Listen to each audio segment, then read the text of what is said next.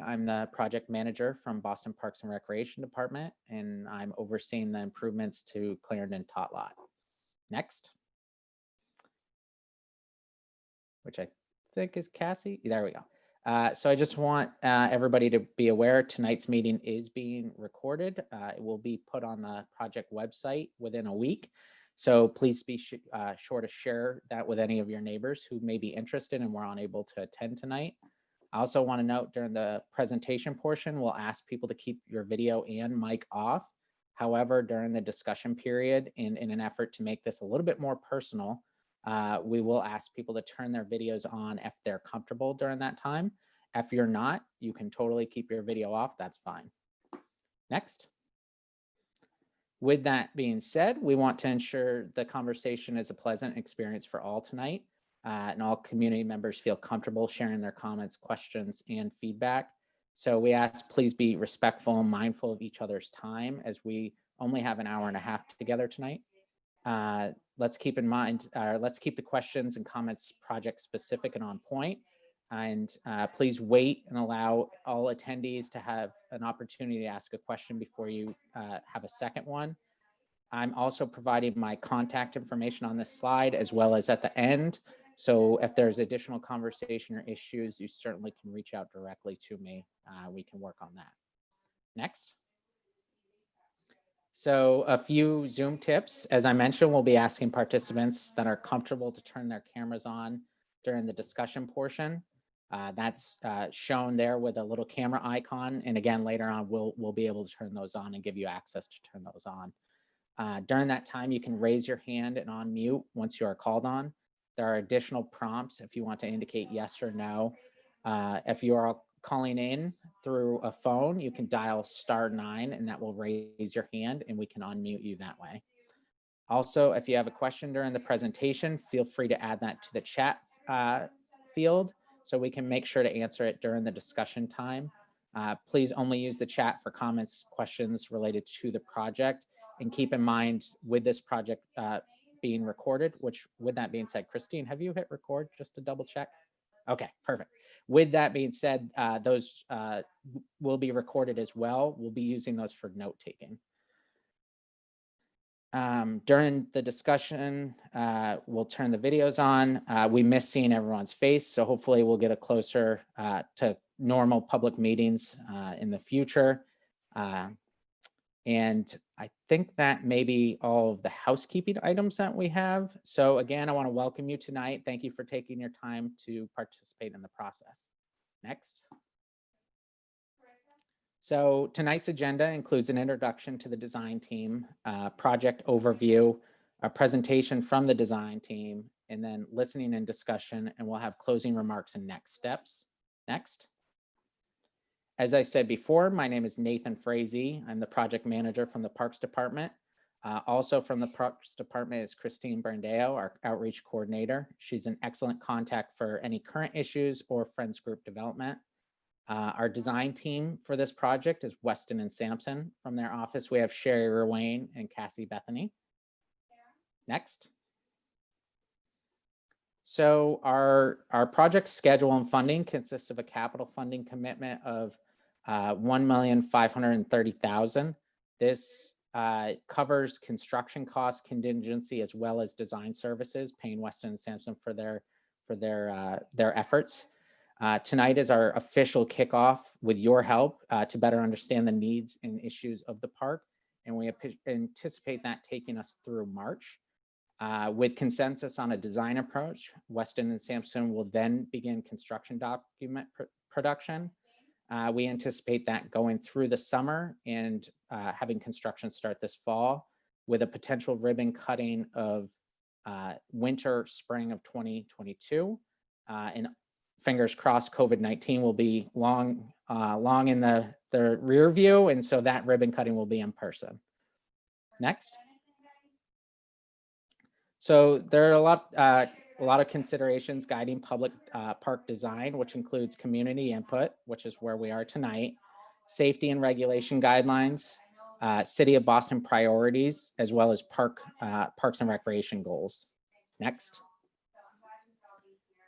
During the project planning, we'll prioritize expanding park access, addressing equity and climate resiliency, promoting public health, and building stronger communities. Next. We also prioritize park-specific goals which overlap with the city priorities. This includes creation of parks where accessible and available to all. They provide diverse and balanced programming, promote meaningful and inclusive community engagement, create adaptive and resilient landscaping, and promote connection within the neighborhood and broader communities. Next. So we look at playground design and play through the five elements of play. That's social, physical, cognitive, sensory, and communication. Next. So this is a breakdown of those types of play and kind of what makes up each of those. And then on the right is some examples of what each of those are. Just in the being cognizant of time tonight, I'm not going to go and read each of these, but again, this will be within the presentation and put on the project website. So if you're interested in getting a little bit more in depth on that, feel free to look at that later. So with that being said, I'm going to turn it over to Weston and Sampson for the presentation. So Cassie, I believe that's you. Thank you, Nate. Hi, I'm Cassie Bassany again. I'm managing the project for Weston and Sampson, and I'm also a senior landscape architect. When we started thinking about Clarendon, we wanted to get a sense of what's happening in the area, in addition to doing our own field reconnaissance, which we'll get into next. So taking a look at the area, there's about 6 playgrounds, and I'd love to hear feedback on these different playgrounds from people who are on this call during the discussion section, if there are elements that you like or elements that you don't necessarily like in those, as well as Clarendon itself. But we looked at a radius of like a normal walking with your stroller distance, about a mile radius. We have parks not only within the city of Boston property, but DCR parks as well. The Esplanade Playground, we have Myrtle Street Playground, Stoneman and Carlton.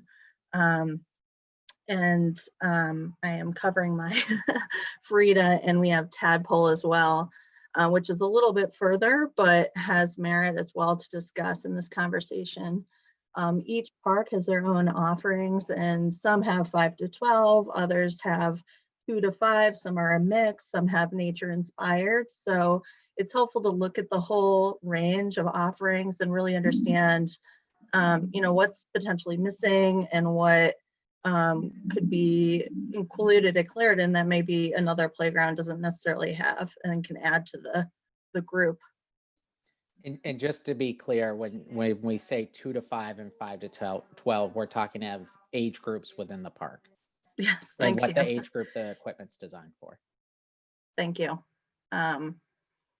So just zooming into Clarendon, and really we're starting to get our feet wet and get it into the playground. I have 2.5-year-old twins, and so this is a great spot for me to take my kids and really test out the play equipment to see what's working, what they gravitate to. And I think part of this, maybe the main purpose of this call, is to really hear from everybody to what is working in there and what isn't. We did our own kind of initial site analysis, but I think this is where we want to hear what you like and don't like, so that we can develop concepts for improvements that are responsive to what your needs are. So this is essentially, this plan is showing an inventory of what's out there. There's basket swings, belt swings, there's bucket swings, there's a combination 5 to 12, 2 to 5. There's a sand area, there's open play, some walls and amphitheater seating. There's many great elements, the beautiful canopy trees, and some things that can be improved. So I'll walk through a few of those in a moment. We also looked at the population statistics for the neighborhood, just zooming into the Back Bay neighborhood, looking at who might be using this space currently, but potentially who could use the space in the future.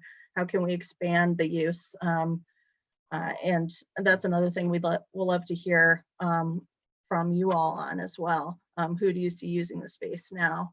But there's about 5% of people, just based on the limitations of our statistics, it's 0 to 9 ages, but 5% of the population in Back Bay is under the age of 10, and it goes up from there. And again, as Nate said, this will be on the project's website. So if you love numbers, feel free to dive into this at your leisure. Just a few elements I'd love to walk through in the next couple slides. So in this view, this is right when you come into the playground. If people aren't familiar, there's the space which we think is intended for maybe some seating, but also potentially stroller parking. And so we're not seeing a lot of that happening, and you'll see that in the next image. We're also wondering about the plantings along the edge and what they're doing either to buffer against the busy ComAv street, or if they're actually creating a hindrance for viewing. So that's something we'd love to hear from you all on. And then the gateway, just want to make sure that that's CPSI approved, and make sure that the spacing between all of those. So there's a little bit of digging that we have to do, due diligence, as we get into the more detailed design for this project. And CPSI is certified playground safety inspection. So as I mentioned earlier, that's one of the safety regulations that we need to apply to everything that we're working on. Yeah, thank you. Sometimes I get into the lingo and I forget. So this is a really interesting image to me, because you see all of the parents who have their strollers parked along that main corridor through the playground. And as somebody who's been using strollers for the last 2.5 years, I totally understand the desire to keep my stroller close by. That's really my arsenal, where I have all of my important valuables stored.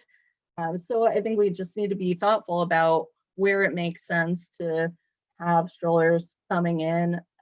It's a necessary thing that parents need and caregivers need when they go to a playground. There's also these great granite block walls. They define space. They're also separating space. So we're wondering, could they be used in an effective way to define space maybe better than they currently are? On the opposite side of this image, it's quite a drop to that open play area. And now in this is a view kind of when you're in that open play. So we've noticed that drainage is really problematic in this zone. And we want to make sure that it's accessible to everybody. So it's an inclusive space that the littlest of kids to the oldest of folks can be using. We also love, and I hope you all agree, the beautiful shade trees that are in this space. And we'll have to work very carefully around these to make sure that we're preserving them and we're highlighting them. I think they really need to be highlighted. It's hard to get such beautiful trees in a playground space and have that shade for kids. So we think that's a great aspect of this playground. And then just looking at the play equipment. So there's a few areas where we feel there could be improvements. The safety surfacing for sure is out of compliance at this moment.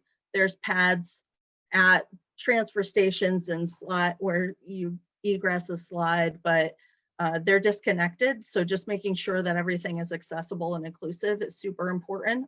We also want to make sure that the materials that are being used for the play equipment itself is up to snuff. And just want to make sure that the equipment that we specify and include has a range of offerings and can be used in many different ways. Sherry will get into that next, of what the different options are, and hopefully inspire us all to discuss what we like and don't like. Then a few more things, just there's some really wonderful little treasures that you find as you spend more time in the space. There's these beautiful little stones that we happened upon. I just love those little moments that you find and that sense of discovery. Even though this is a small space, I think we can create moments of discovery, much like what there already is. So I think we want to celebrate that. The amphitheater seating too is another great opportunity to activate with more play. I mean, we have some grade change that we're working with, so I think it can do more than it's currently doing. And then, as I mentioned, the trees, the tree grove, which is a great aspect of this park. And then just one other thing on this slide, the wall that abuts the playground, what opportunities are there for that as well? So I'll pass it over to Sherry, who will talk through some precedents of different materials and play structures. Thanks, Cassie. So we're just going to go through a couple slides just to look at what else is out there in the big wide world of play. And I won't go through every single detail on these slides, but I think it's just important to know what's possible. So on this particular slide, you see the post and platform, which is exactly as it sounds. There's posts and there's platforms, and you move through different levels. And as you can see on this image, there's typically a slide. There might be a tic-tac-toe board or a ship's wheel. Those are very typical attachments that go with this type of play. Another type is really this rope climber. And that's something that does encourage more gross motor skill development and moving your body weight, and then dexterity, moving from ropes to other things. It definitely, I think, responds more to an older kid set, but certainly there are models that have younger kid components that can really serve a wide diversity. Okay, thank you, Carla. I see your note. My audio is coming in and out, so I'll just get a little closer to the mic. I think it actually is better when you lean back a little bit. Oh, okay. Is this okay? I think right there is the prime spot, right there. I'm not going to move. Thank you. Okay. Thank you, Carla, too. Yeah, thank you, Carla. So then you see in the bottom left, you see this combination of sort of rope climber and post and platform. And then on the bottom right, you get more natural materials, and that's mostly wood with slides, and inside those climbing towers are platforms. So you have a really wide diversity of possibility around these play structures. And we do want to make sure they are inclusive in a way that allows everybody to get at least adjacent to most of these places and also fits within the space. Next. So you can see here at the top left is actually a park in Somerville where we've got this skywalk, and the direction from the community, it's actually both top photos here, was we really want to preserve these trees and we want to get the play up into those trees. And so this was sort of the tree house version of a play. And then we've got a toddler playhouse, bottom left, and then a treehouse play structure you can see on the bottom right. Now, all of these offer varying degrees of risk and gross and fine motor skill development, but you can see that there's a pretty wide variety of possibilities. Next. So it's really important to have a good cross-section of moments of play for kids to engage with. You can see here we've got some smaller pieces that maybe aren't the main attraction, but they do help facilitate some of the major gross motor skill development that really only playgrounds offer. So we find spinning, rocking, sliding, and spinning, what did I say? And swinging are the ones that we really want to make sure we try to incorporate into a playground. And you can see there's a lot of those represented here. Group slides, climbers that allow you to go up and down a slope. Some of these are from Menino Playground in Charlestown. So you could go check those out and see them in real life. Next. You know, it's also super important that we provide a really great opportunity for kids to do things that are maybe a little bit more programmed, but then a little bit more imaginative. So when you see things like the log scramble or the playhouse. These are things that are going to encourage kids to really have a more imaginative, self-directed play experience versus other things like a zip line or the swings where you've really got, it's clear how to use these things. One good thing about the group swing on the top right, top left, excuse me, it's labeled as basket swing here. Not only can kids who need a little bit more support use them as far as inclusive play, but also you can have a couple of kids in there at one time, and those often become a really fun play feature. Next.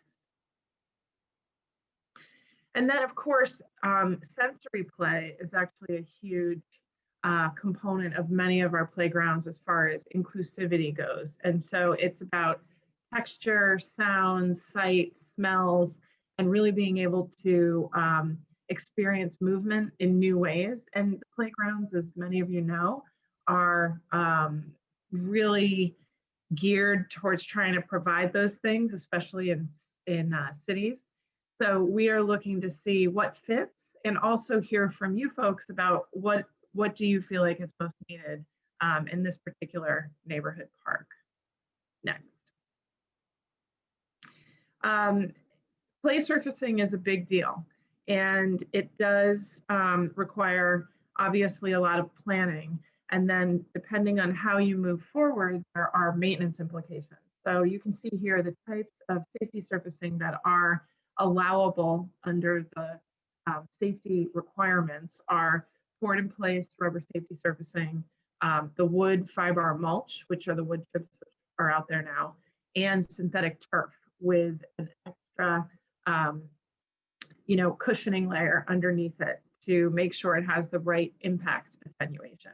And I think what's important to keep in mind is that when you have a fixed surface, like the synthetic turf or the rubber safety surfacing, those, once they're installed, it's not that they don't require any maintenance, but they're fixed. And so it's much easier to maintain versus the wood fiber mulch, which is movable and can quickly become inaccessible because, under swings, kids will drag their feet and it'll get dug out, or the surrounding walkway and the wood fiber mulch, on the day you open, they might be even, but as things settle or move, you start to create these barrier situations.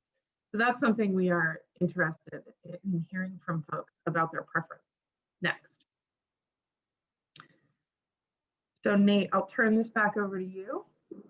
So great. Thank you, Cassie and Sherry. We're going to get into the discussion portion now. I see some good comments in there for starting the discussion off.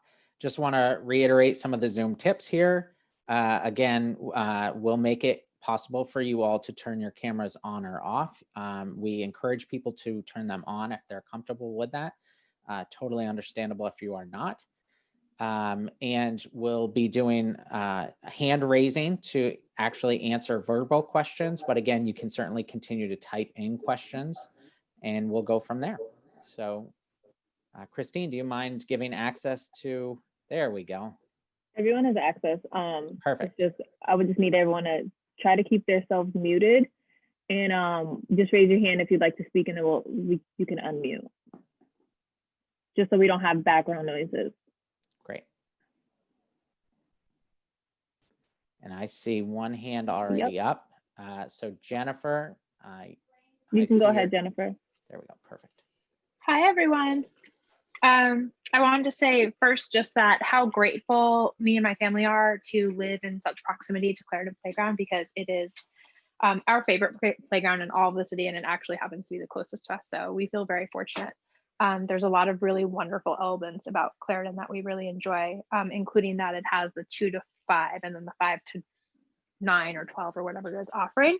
I think it's really nice how it allows for all kids of all ages to enjoy the space. You asked about the mulch, and I just thought I would mention, just to keep in mind, that with the mulch, we're fine with mulch, we'd be fine with turf either way.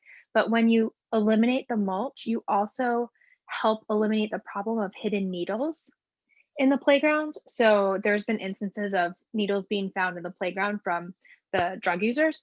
And so when you take away something like mulch, it makes it harder for them to be hidden under the benches and other places. So it does allow for more of a visibility issue, or allows for more visibility with something like turf. And then there was one other thing, but I don't remember what it was. Oh, and I would just say the two things that, because I think Clarendon is such a wonderful playground the way it is that it also allows for open-ended play. So there's not a lot of structures where like kids will run up and they'll get stuck. They can run up, they can run down, they can climb up, they can climb down, and kind of do circuit work as opposed to ended, I think they call it like closed loop play or something like that.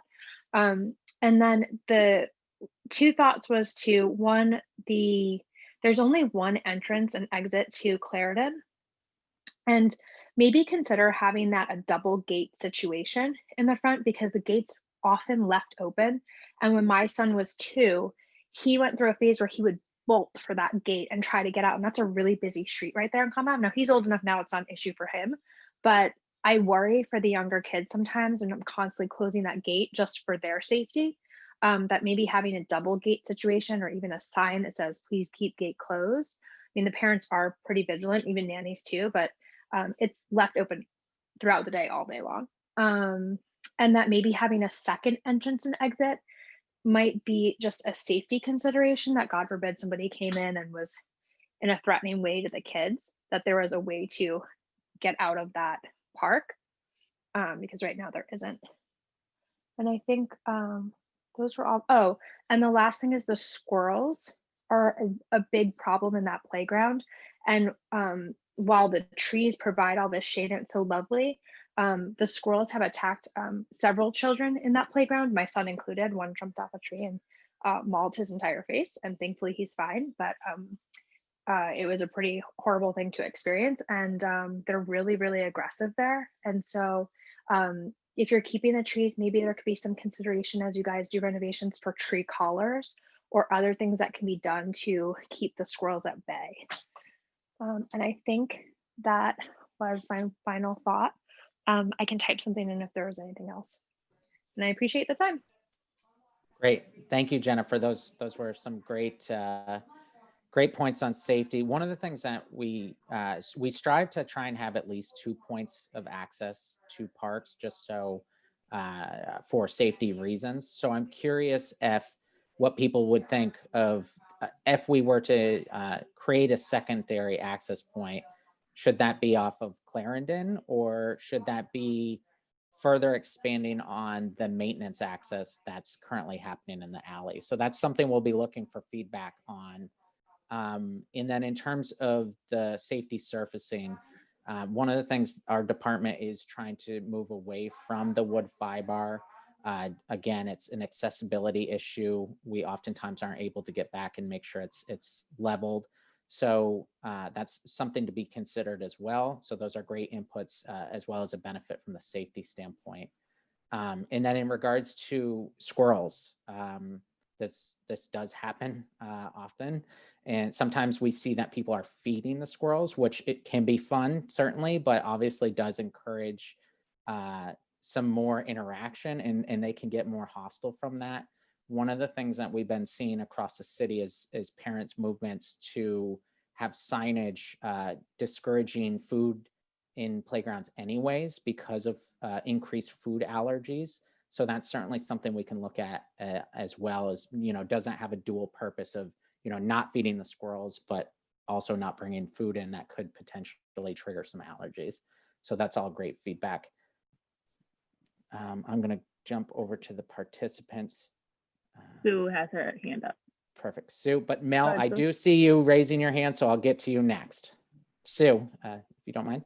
Hi, my name's Sue Baker, and I've been one of the co-chairs of the Friends group for the park for at least the past 10, maybe 15 years now. So we're thrilled that you're going to renovate our park. That's great. I'm delighted to see that you're planning to keep the trees, because I think that's a really important and unique feature in the playground. I completely agree that the mulch area really needs to be improved. The drainage has been an ongoing issue for years and years, as well as just the constant need to get new mulch, and the ability to do that has been difficult. So I think doing a solid surface play covering would be absolutely ideal for that spot. We do have 4 schools that use this playground on a regular basis throughout the year for outdoor recreation. 2 of them are preschools and 2 are elementary schools. So we would definitely be looking at having a variety of play equipment that would, you know, really need to serve both toddlers and older children as well. And I think keeping the big play area open as much as possible is great, because I know some of the schools use it for physical education and games and things like that. And the other thing I wanted to talk about were the gates. We have had a lot of issues with that back service gate. It's just basically been falling apart. And some of the schools have expressed concern over safety and security because the gate is just basically chained with a padlock. So God forbid if, you know, they needed to get out in a hurry, it would be really great if we could have some type of emergency exit with a push thing, maybe up high, so that people could exit if they absolutely needed to. I'm not sure if we want to have 2 dedicated entrances and exits on a regular basis, just because, you know, that's another entrance that parents have to watch where the kids could potentially go out. But definitely, I think that having some type of emergency access in the back that's, you know, a little bit higher up so that kids can't just get out on their own would be ideal. And I think the schedule is incredibly ambitious, and I was not expecting that you're going to be proposing construction in 2021, because we had originally heard that it was going to be 2024. So this is actually really exciting. So thank you. Thank you for that, Sue. That was some great input. We had Mel raising his hand. So Mel, And I think see we're Carla as well. So I just want to Yep, make sure well- she's noted. perfect. So Mel, I'm going to unmute you here, if I know how to do that. Mel has to press it also. Mel, do you mind hitting unmute on your screen there? Should be, I believe, in your lower left-hand corner. Oh, one time. There we go. Perfect. I can't hear you still. His mic's not working. I think we're having an issue with your mic here, Mel. You want to try? There we go. Yeah, it's coming in with a pretty high pitch, but no audio. Even higher pitch now.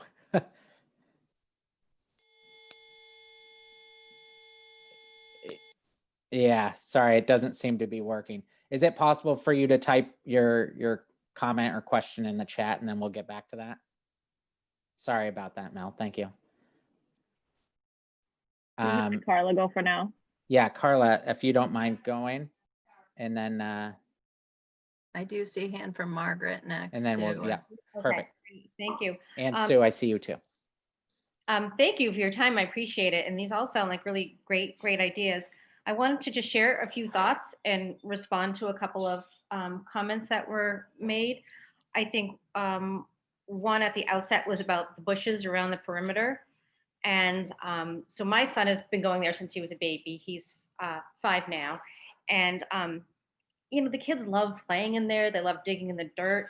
So I hope whatever changes are made in terms of, you know, you talked about artificial surfaces, that there could be some natural elements left in the park, because I really think, especially for city kids, it's important for them to be able to like dig and get dirty and find earthworms and all sorts of things like that my son has experienced at Clarendon.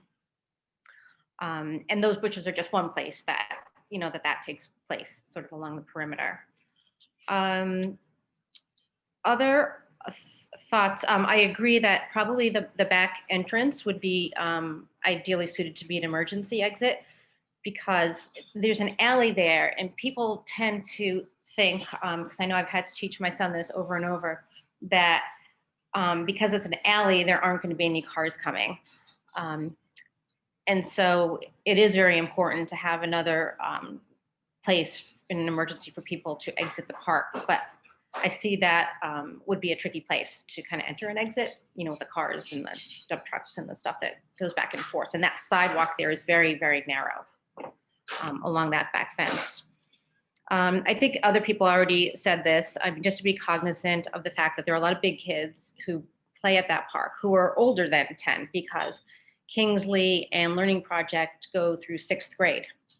So those kids are potentially up to age 12. And I do see actually, bigger kids that look like, they live in the neighborhood just tossing a, ball around with their friends. They could be, 13, 14 sometimes, but mostly up through the tweens.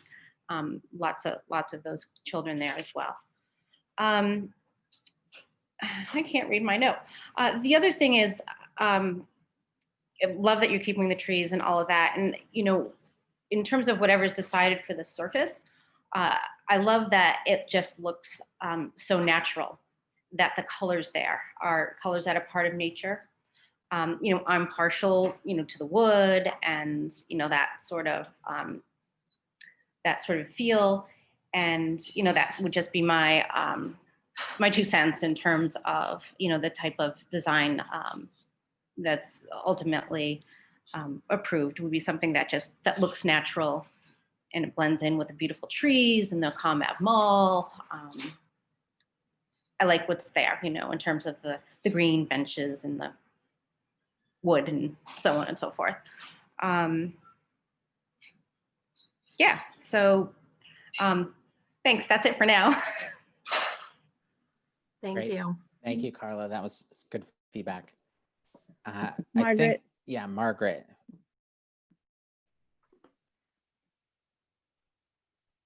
Just hit unmute. Perfect. Hear me? Well, Sue and Patty Quinn and I are sort of like the institutional memory here in this group, because we've been involved in every iteration of this playground has gone through, and it's gone through several. So there are some things that I think we need to point out that have been discussed through the neighborhood over the now we're talking 30 years. So there is some lessons to be learned from that. So I'll try and do this quickly.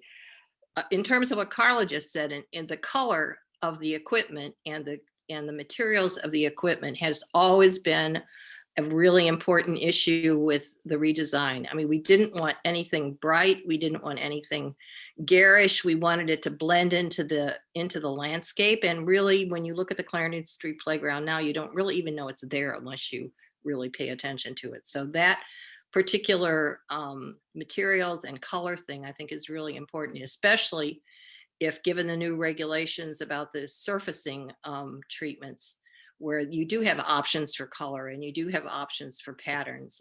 That's going to be something that I think you guys should really take a close look at.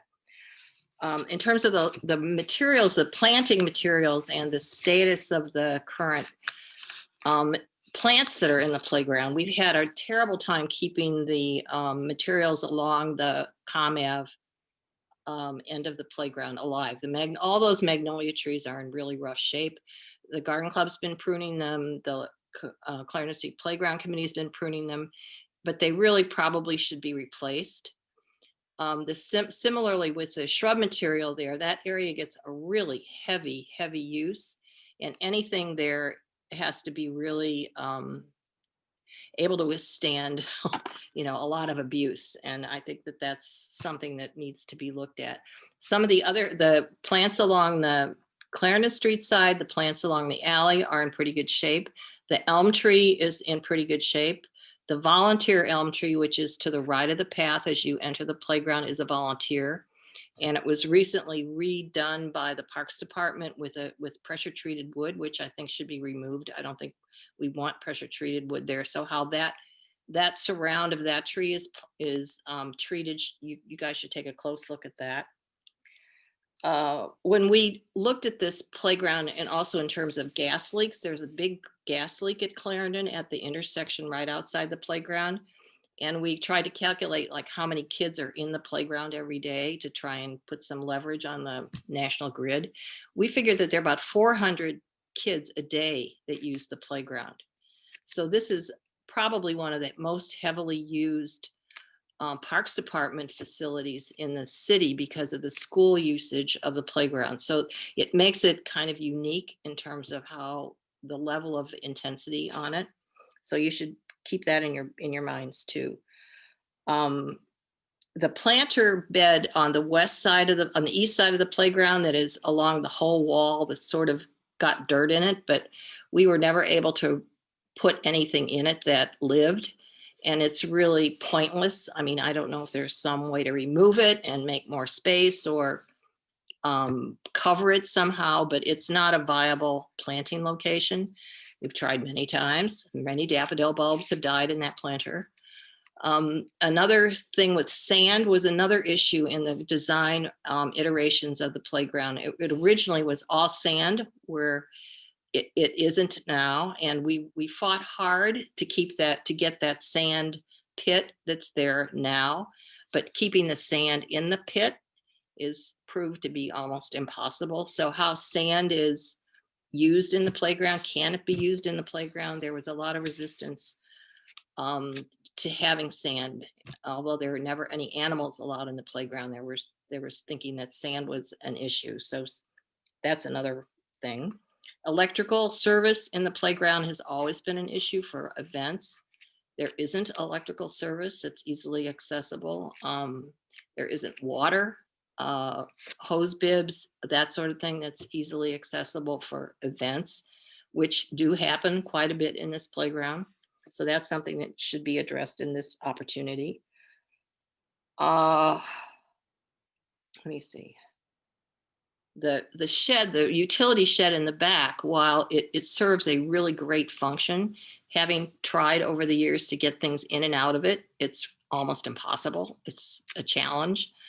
So somehow to get either the interior of that structure or a different kind of structure that could serve as a storage place for, I think there are folding tables in there, there are hoses, there's some cleanup equipment, making that a more organized and accessible place would be, I think, make a big difference in the way people felt about maybe taking some responsibility for cleaning up in the playground. The other thing in your, Cassie, in your map of existing playgrounds, to the west of Back Bay, but still really close, is the Mother's Rest, which is in Kenmore, and also the planned playground that's going to go at the Charles Gate Park area, which is being planned as a completely accessible. I mean, that's sort of the hook that's being hung there, is that it will be a completely accessible playground. So there will be other places. I think it's also going to be intended for younger children, but those ought to be on your locus map when you're talking about the other playgrounds in the area.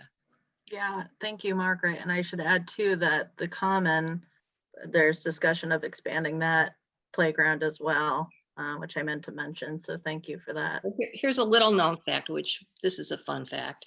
Those stones which you discovered on the mound, which have the etchings of drawings and the alphabet in them, those were all designed by students at the Learning Project as a student project, and that they were engraved by a stonemason in Peterborough, New Hampshire, who brought them down, and they were installed around the pear trees. Pear trees are another issue because the pear trees are not in that great a shape on the mound, because the mound is like it's a hard space to grow anything. And I don't know if irrigation is part of this plan, but that's another way that maybe the health of those trees could be addressed. We're looking at the elm tree. We're monitoring the elm tree for Dutch elm disease, and the Friends are, and the mall committee is, so that's being looked at. But the health of those pear trees is they're rough. So that's all my comments. Thank you. I just have to say I'm amazed at the preparation that everybody so far has done, and the wealth of knowledge is amazing. And it's great to see you, Margaret. Good to see you. I didn't know you had twins. I'm so surprised you had twins. I know, in all of our years working together. Okay, Patty, I see your hand, but also I want to note that State Rep Livingstone is on the call as well. So I just want to make sure we acknowledge his presence. And Jay, if you'd like to say anything. Sure. It's you may hear my 2-year-old and 4-year-old in the background. I'm so glad the city hey, I'm so glad that the city is looking at, sorry, I'm so glad the city is looking at this playground, and my kids are very excited. They're regular users of the playground. Some of the comments definitely resonated as a parent bringing kids there. The sandbox is a really unique feature of this playground as opposed to the ones around here, and if that can be preserved, how this playground fits in to the surrounding areas, I think is incredibly important as well. And I'm looking forward to seeing the improvements in the designs advance. So, thank you. Great, thank you. Great to hear the kids in the background too. Yeah. Patty, you can go Yeah. ahead. Okay, thank you. I'd have to thank Margaret for outing me as having institutional memory. I don't know if that's a compliment or not. Back in the day, I know when some of the iterations of the playground, the Back Bay is an historic district, and we had to go through the architectural commission. So when people are showing designs of equipment and talking about colors and materials, is the architectural commission on your timeline of when you're presenting the designs? Because I know we had an issue of, for instance, say some of the cuter equipment has rooftops, and we came up against the commission that they were not pleased with the idea that these structures would have rooftops, and the idea that Margaret was expressing how the playground doesn't call attention to itself. It kind of blends in. And a lot of it is considered a park as well as a playground. And so the greenery was a big feature. So where does the BBAC fit into the timeline or to the concepts? Yeah, I'll chime in on that. We have built that into our schedule. So we understand their application process. I have loads of experience working on ComF Mall and having to go through that process. So we're well aware, and we've built it into our schedule. Okay, great. So I do want to note some of the conversation that's been happening in the chat as well. There's been several comments that voice support for the open area that people play ball down in that space. So I just want to make sure everybody's seeing and hearing that support as well. There's been some comments in regards to lighting, and if there's a desire for some lighting in there, so that especially in, where it gets dark at 4:30 now, it could extend some of the hours, especially during the winter. And then there's also been some talk of, I know Margaret mentioned electricity and water access. So there's been some comments about what type of utilities come into the park. That's all things we can certainly look at and explore within the design process. Now, Sue, Mel, you want to give it a try again? I still can't hear you. Yeah, no luck. Sorry, Mel. I think, did I see? Okay, Catherine, I see your hand up. Sue, I think did I see your hand? And I'll come to Catherine, and then I'll go to Sue. Oh, Sue, I think I just accidentally muted you again. Sorry. Can you hit unmute? There we go. Perfect. It's me. It's me. Okay. Yep. Thank you for this meeting. I'm loving all the faces. It's like the greatest hits of all my favorite people who are in some way or another involved in this playground. A handful of comments. I'm current co-president of the garden club, so involved with pruning and maintenance and annual cleanups. 2 kids who've grown through the playground. I was on the neighborhood association board. I've been on the boards of the various schools. I'm on the Friends board. So this is the middle of my universe, is this playground. Couple of comments. One, just in your sort of the materials that you presented at the very beginning regarding demographics, just to be sensitive to the fact of the number of school kids who are not from this neighborhood who are using the playground in terms of as it impacts your usage outlook. Living in the Back Bay and raising kids here, it's always a little bit of a self-fulfilling prophecy that we are often told by the city that due to the low population of kids, we don't get facilities like this. You know, we lost our school. So, you know, it becomes a self-perpetuating thing. So, you know, having the playground is one of the things that allows the schools to be so successful. So please build their populations in.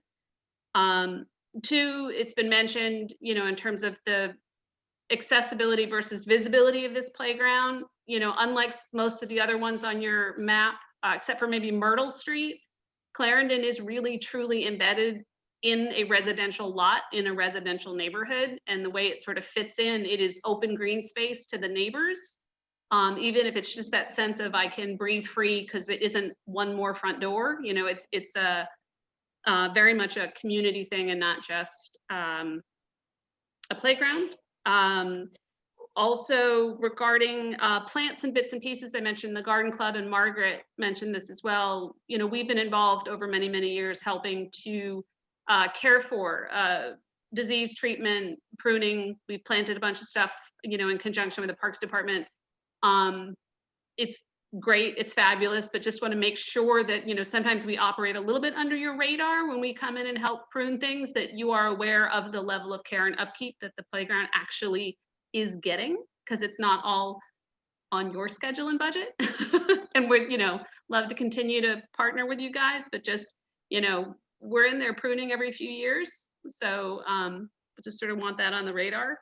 And in terms of the plant choices, Margaret alluded to this. There are some interesting choices in there that you wouldn't make now in terms of plant species, but they are just remarkably durable. The soil is ridiculously compacted and full of sand, and nothing loves it more than the euonymus that are in there. So my husband and I actually, with another garden club member, planted some of the yews along the front edge, and I've never seen a root mass like that in my life. So good luck. It's going to take heavy equipment if you replant anything. The other thing, in terms of the materials, I would assume a lot of the old wood timber, whatever's left in there, would be removed. There is rebar in some of it. It surfaces itself, and we call the Parks Department and they come and pull it out. It would be great that when that is removed, it is fully and completely dug out to its roots, because that's always unsettling to find a vertical piece of rebar in a playground. So I think those are my thoughts. And again, it's great to see all these faces, and I'm very excited about this renovation. Great, thank you. And Sal, I see your comment about the field, and I think you mentioned soccer earlier, so we'll definitely be keeping that in mind. Do you want to say anything? No? Okay. All right. Well, we'll definitely be keeping that in mind when we go through the process. I hope you come on for our next meetings as well, so you can give more input. All right, Mel, let's try it one more time. All right, can you unmute click on mute? All right. Still nothing. I'm so sorry. Definitely feel free to type it in the chat, or send me an email, which my email is on the project website. So Margaret, I see your hand up now, but I think Sue, did you have your hand up as well at one point? Yes. Okay, Margaret, I'm going to come to you next, but Sue, I'm going to go to you right now. Unmute. Okay, Perfect. That works. All right, Yep. Good, excellent. Thank you. I've been involved in this before most. It's really lovely to hear so much that has worked at that playground, because I was involved 50 years ago when it got started, and my son grew up there. So it's a nice thing to have around, and I live on that block, so I know it pretty well. When we first put it in, Margaret emphasized this, but I think it bears repeating. The idea is that it needs to blend in with the other buildings in the neighborhood, that it doesn't call attention to itself, that it's not bright. When we looked at it, I was thinking about what do kids not have in Back Bay, and there are a couple of things they don't have. They don't have room to run around. They are usually in control. So that's why I think the large open space is really important, more than probably the most important thing there.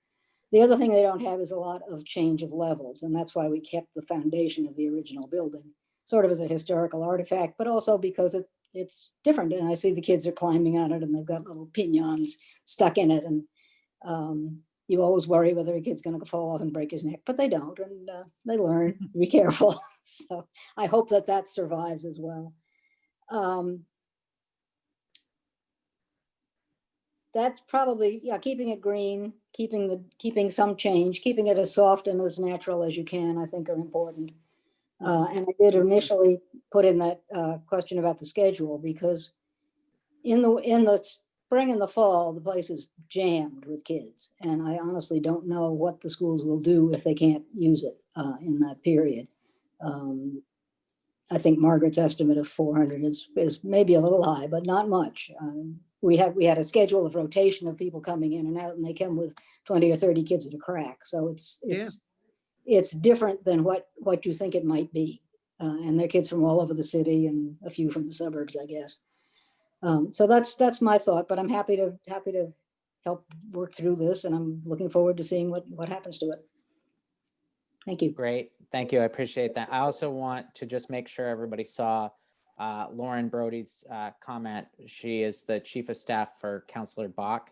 So she put her email and contact in the chat window. And she also notes that this was Counselor Bach's childhood playground. So she's definitely highly interested and will be participating in future. But unfortunately, she had a conflict tonight, which I have a feeling is my wife's meeting in the other room. So I'm going to have to give her flack for stealing the counselor from us tonight.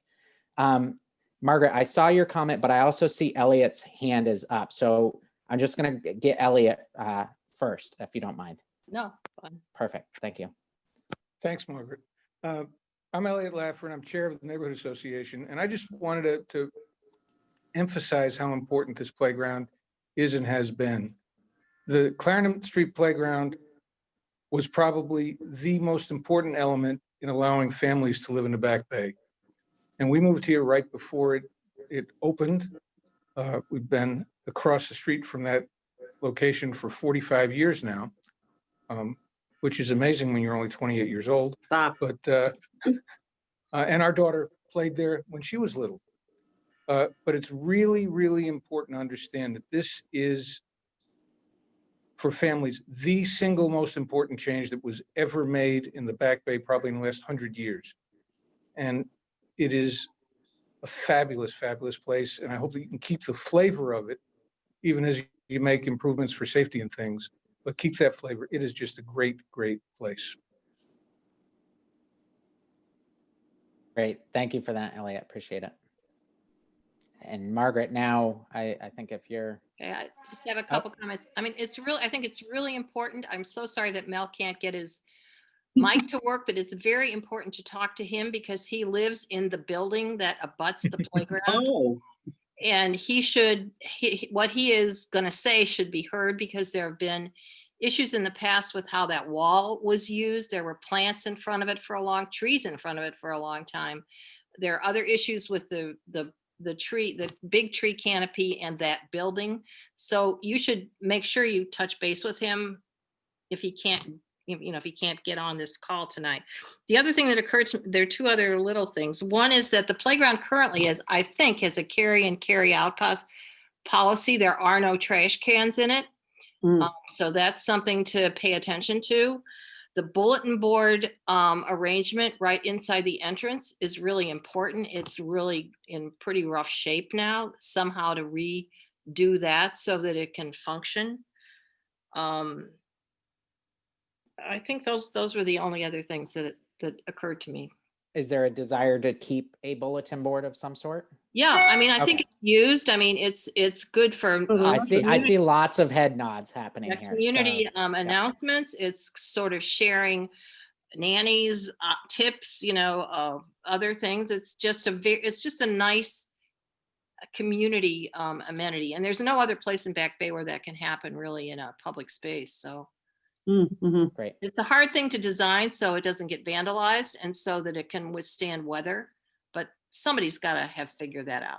I will say Weston and Sampson did a great job at my neighborhood playground. I'm in Rosendale, and we have a great metal one that you can like zip tie and stuff to it. Yeah. So it doesn't have to have doors or anything like that. So they are certainly capable. Plus, actually, and I want to reference the comment about the trash cans. You know, and to go back to the squirrel issue, oftentimes squirrels are getting into trash cans. So one of the things we can certainly look at is, you know, trash cans that have certain types of lids that discourage kind of that wildlife The other thing I just interaction. One other thing, and that is, I think that the playground is locked at night. For many, many years, it was locked, and there were community people that locked it and unlocked it. And I don't know if that's a Parks Department issue, but that's another piece of business. Sure. I see Rachel has her hand up. I will talk. Typically, when we lock playgrounds, that's adhering to what the timing is of the playground. So if it's a dusk to dawn playground, that's happening through an agreement with the Friends group that needs to make sure that it is opening and closing within, you know, the appropriate hours. So I don't know if that's currently happening here. Maybe you guys can speak more to that, but Sue Baker might know that. Sue, do you know the answer to that? well, I'm gonna get to Rachel right now because It's not happening. she's waving at me too. So I clicked on mute. So if you don't mind, Okay. there we go. Yeah, I was just going to address the, I'm one of the co-chairs of the playground committee with Sue, parent of an LP student, live in the neighborhood. That we were locked, it wasn't locked for a long time. And then for a good stretch of months prior to COVID, basically in conjunction, I think that Parks Department was locking it at night, and between myself and Mary Beth Sweeney and the John Winthrop School folks, we were unlocking it in the morning. And then, but I think you guys were locking it at night, but because there was a little bit of concern of what was going on, and then things sort of died down and there weren't any more reports of that. And then COVID happened and everything sort of quieted down there. It was locked for everybody, but I don't know that it's being locked right now. But that was sort of like a resurgence of neighborhood people helping, but it's a lot, you know, for everybody to sort of take on. And schools are using it. I think John Winthrop, right, Mary, like you guys use it.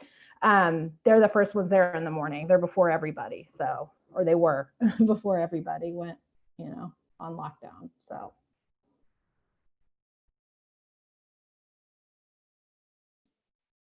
Okay, well, that's good feedback and good to know as well.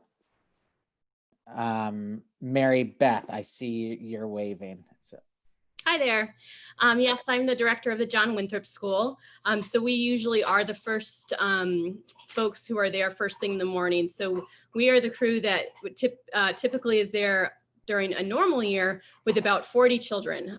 So in terms of wear and tear and you know, details on what is working and what is not, I know our teachers would be thrilled to share you know, their knowledge and their feedback as they're watching all of these little ones. I mean, really, I walked down memory lane yesterday and went through some of the old photos that we had, but you know, really since the late 1960s, so in the early years of the playground.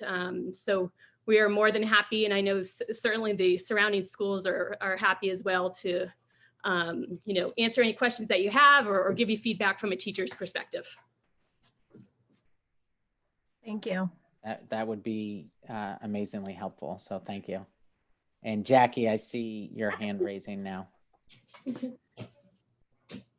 Hi, everyone. So good to see you. I'm a teacher at the John Winthrop School. I've been teaching for like, I don't know, 46, 47 years. And it was our original director that got the playground as use as a playground. Nice. They were going to build a building there. She just brought an old log and stuck a steering wheel on it and brought in an old rowboat, and it was just real down to earth. It was just amazing then too. But all the work that you all have done all these years, I just thank you so much. And the reiteration before this one, I think everything was sand. The surface was all sand, and there was a water source, and we could attach a hose and we could make the water slide, or we could just use all the sand to make rivers. There was so much play. And, you know, it's been hard not to have like a lot of place where where children can dig. There used to be digging spaces. We have buried so many animals down there that died in our school, little guinea pigs and birds and We're gonna delete that from the record, just Okay. Oh, just they're for a done now. sanitation purpose. But yeah, so the digging I think is so crucial for them. They dig, that's how they explore, is by digging and making things and making pretend soup or making pretend this or that. Or so now we use the wood chips. They are digging over by, you know, the bushes because there's nothing else to dig. It's like, oh, do we stop them? Now I'm not stopping them because I know there's going to be a new playground. But that kind of creative play is so important. So I don't know if it's just a solid surface, they can't do anything with that. And also someone else, a new person was just telling us that there's research that she almost broke a bone, and they told her when she was little that the wood chips were more, they aren't as hard on a body as that other surface, that they told her she would have been really incapacitated. So I don't know about that, but might be something to look into too. The trees are beautiful, just beautiful, and give us so much shade. And the wall, I don't know, I hear that those stones are from the learning project and they're so important that are around the trees, but that area just seems like it's not used to me. It's not even, which is good because that's good for brain development to walk on uneven surfaces, but they're usually not even using that whole space in between those beautiful trees. And if we did relocate them, I would want those blocks from the learning project to be put somewhere if they had to be moved. Oh, and swings, yes, whoever's Carolyn, swings. We used to have a whole row of horse swings. They weren't the pump swings, but there could be, I think there were 6 or 8 swings. And I know now it's 6 feet fall zone from all sides, I think, from a swing. But I'm wondering if you could... Swings are actually even more. That's why when you see the footprint of a swing, it's done by an access point on the pivot point, which is usually twice that, if I remember correctly. So on swings end up being about 12 feet in each direction. So that's part of the reason why swings can be tricky. Yeah. Right. But boy, sorry, go ahead. Yeah. They all want to be on the swing. There is like lines for the swings all the time. And when the tire swing was there, it was very popular too. And as you're saying, that it's good for social development, and that was good too, except that the surface would always go down on the sides and be really high in the middle. And that was all, children were always falling there. We're getting a lot of people commenting in the comments about swings too. I can tell you my 4-year-old, I like finally got her out of swings this COVID because we kept using the sickness. So I hear you on swings. That's basically the only play equipment she wanted as well.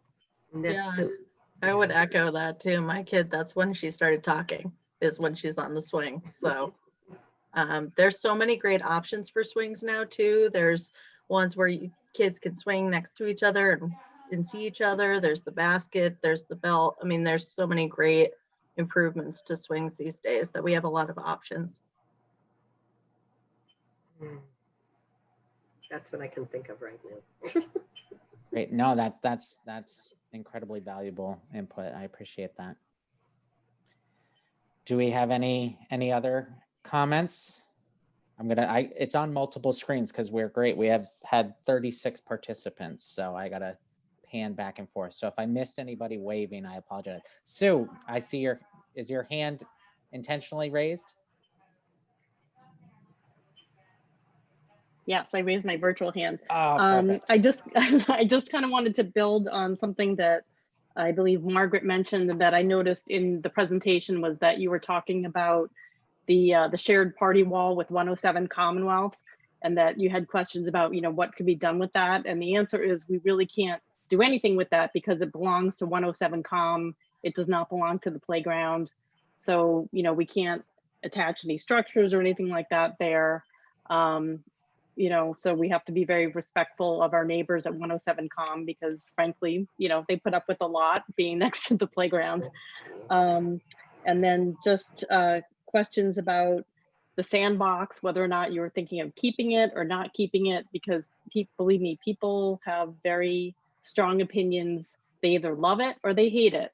And, I personally think it's nice to have it, but, I hear a lot of people who say, nope, get rid of it. And I know it's difficult for the Parks Department because of the way it's currently built. It is so deep that it just can never be filled all the way up with sand. It's kind of impossible. And the other thing is just that to think about the shed and storage, just because it is nice to have a place to put things that we need to use when we want to have events there. And I also second the comments on water and electricity as well. And thank you again. That's great feedback. And so one of the things when we put the what are some ideas with that wall, the intent was, does it need to be screened? Is there something we can do that's not necessarily attached to it, but maybe a better steward to our neighbors in some way, but also interactive and play for kids. So even if I need to drive over to Mel tomorrow, I will be sure to get his feedback, and I'm going to make sure we get in contact somehow. I just want to add to Sue's point and Jackie's and others that what I'm hearing loud and clear is that active discovery, exploration, digging is something that we really want to expand and invite more of. So I think we'll be looking at opportunities to do that and have like texture and all of those things to really expand play opportunities. Yeah, and I will say we don't typically do sand for many of the reasons that has already been mentioned and you guys have experienced over the years. There are some ways of doing it that can help it stay a little bit more confined, more designated areas, looking at how we space it between other uses. So when you start to use sand next to rubber surfacing, oftentimes it fills the voids of the surfacing, makes it slick and slippery. So, looking at distancing and keeping those materials separated.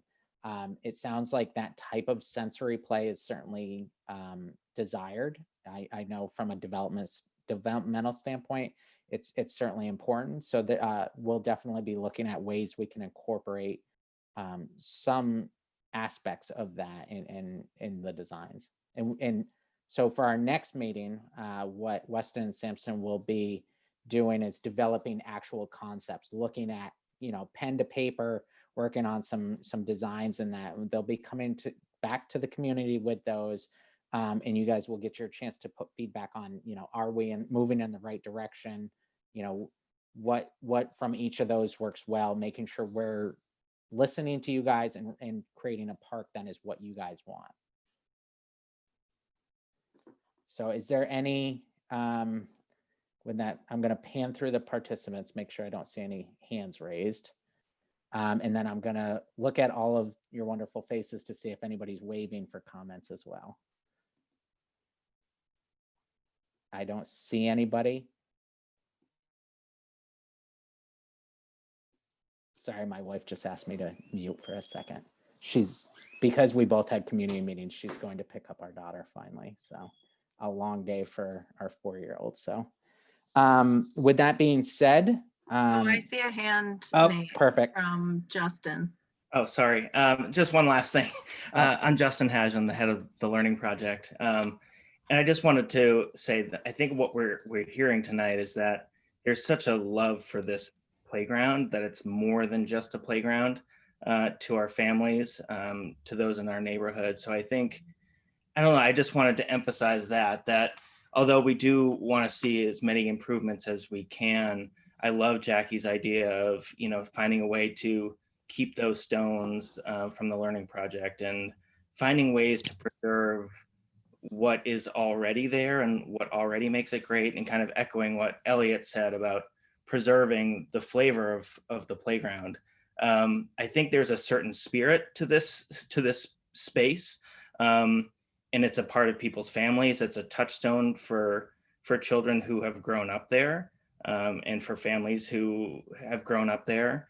And I think if we could find a way to kind of preserve that spirit and that same feel of the place, I think that's going to be really, really important. So I'm all for all the improvements, and I'm really excited about it. And I would love to find a way to make sure that we maintain that same feel. Great. And I think the nature piece is a big part of it. I think it's a bit of a refuge for our kids in the city. It's their backyard. So maintaining as much of that as possible would be great. That's great feedback. And yeah, we certainly want to build on the history and make sure it's, even though this is going to be a new iteration, it's always an evolving process. And we have a lot of great people involved here that, can bring that institutional knowledge and make sure future generations, like this little one we just saw come on here, will be enjoying that for years to come. So that's great feedback. I appreciate it. Hi. So with that being said, again, this presentation will be sent to the project website. So if you simply Google improvements to Clarendon Play in Google, the analytics have that as like one of the first sites, but it's also on the Parks Department website. So the presentation as well as the recording will be posted on there. The designers will be putting together meeting minutes, so you can certainly look through that as well as watching the video again, just to make sure we heard everything that you guys were saying.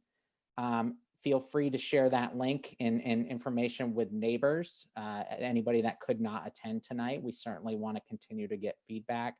My email is nathan.frazee@boston.gov. If for whatever reason we couldn't get your mic to work tonight, or you weren't comfortable speaking on, certainly email me. I'll make sure that any of that input, it gets included in the community meeting so that, we're getting all voices accounted for. With that being said, we don't have our second meeting scheduled yet. We're hoping for that to be next month. And so once that's scheduled, if we have your contact email, which I think we have through your registration on this, then we will send notifications for that meeting. And we'll have that also put on the flyer and on the community bulletin board. We'll make sure it gets put up there. And we'll go from there. As I mentioned, Weston and Sampson will be starting to put some of the feedback into actual designs, and that meeting is we'll start to look at the first kind of concepts and flushing those out. So we look forward to everybody participating in that.